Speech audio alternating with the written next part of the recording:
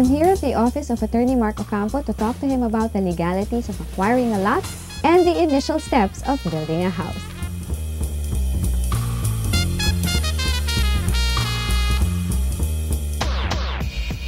Hi, Attorney Mark. Hello, how Pleased are you? to meet you. Good, Very thank pleased to you. meet you. Thank you. Well, have a seat. Thank you.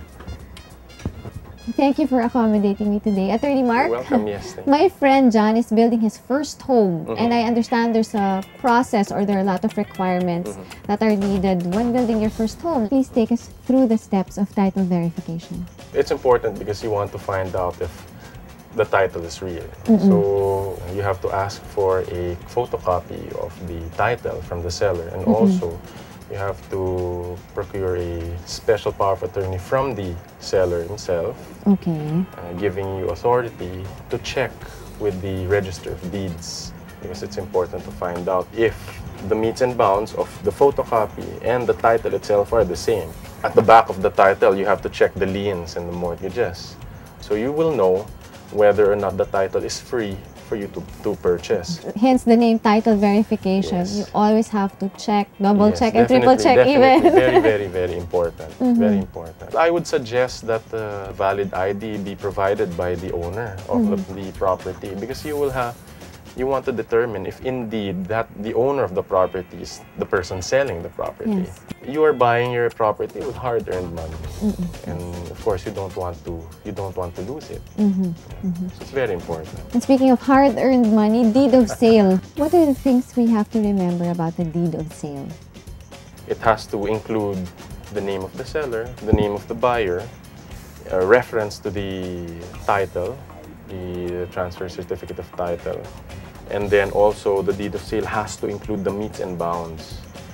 You have to pay for the capital gains also 30 days after the signing, the execution of the contract.